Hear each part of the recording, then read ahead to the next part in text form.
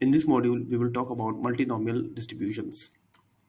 Earlier, we have seen what binary variables are, and then we have seen distributions for binary variables. So we have seen binomial distributions, we have seen Bernoulli distributions. The difference between binary variables and multinomial variables is that binary variables can hold two different states. So, for example, yes, no, true, false, head, tail. On the contrary, multinomial variables, they can hold multiple states. So one, if there are k possible options, they can hold one of the k solutions. So for example, if we have a dice, the output of the dice can be 1, 2, 3, 4, 5, 6.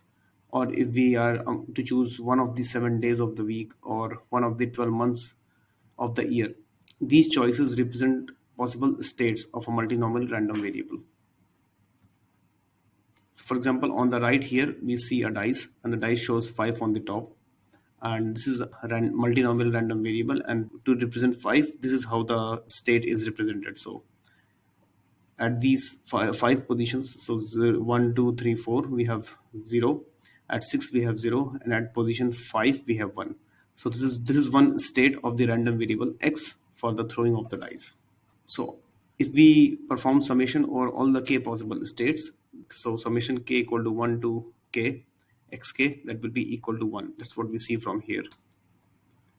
Now if we imagine that mu k denotes the probability of xk is equal to 1. So for example, for this state is equal to 1, let the probability be denoted by mu k.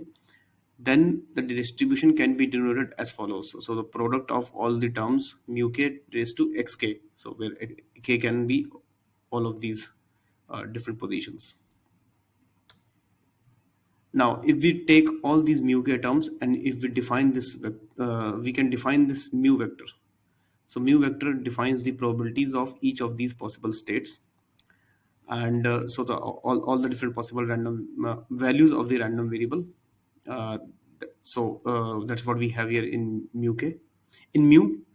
And then each of these mu k terms has to be greater than equal to 0 because these are probability terms. And then the summation of mu k is 1.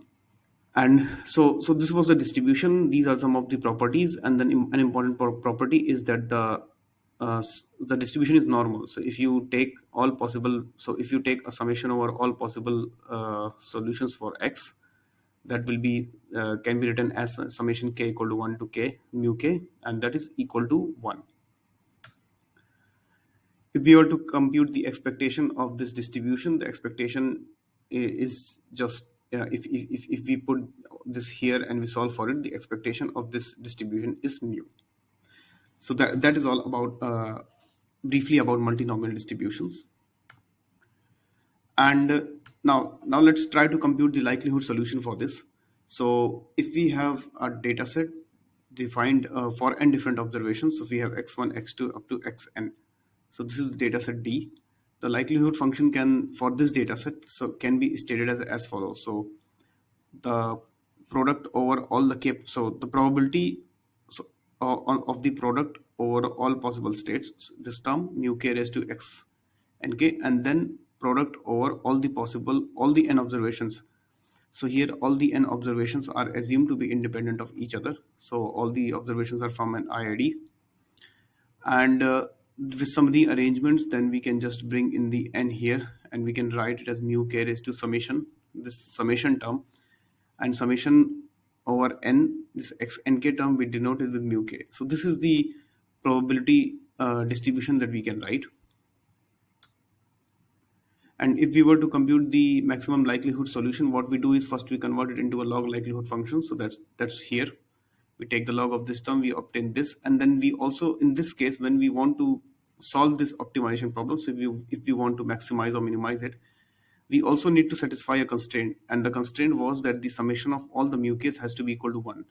I mean, if we are to ignore this term, so if we are to ignore this term, we can solve for this, but there can be possible values of mu k that for which this constraint is not satisfied, but we explicitly want to satisfy this constraint. So what we do is we add this constraint using a Lagrange multiplier into the likelihood function that we want to solve. And then what we do is we set the derivative with respect to mu k as 0, and when we solve for it, what we obtain is mu k is equal to minus times mk over lambda.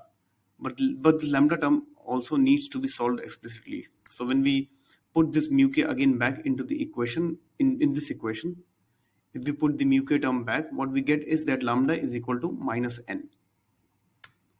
With all this, when we afterwards put the maximum likelihood solution, we obtain mu k ml is equal to mk over n.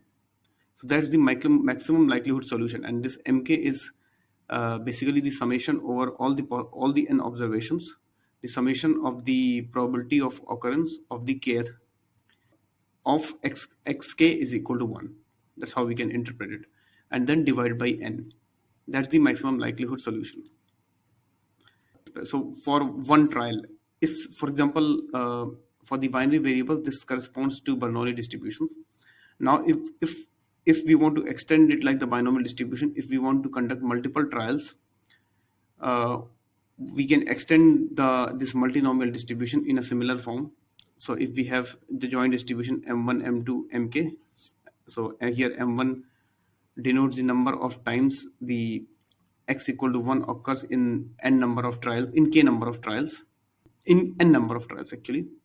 Then the compared to the binomial distribution, this time the multinomial distribution can then be expressed as follows.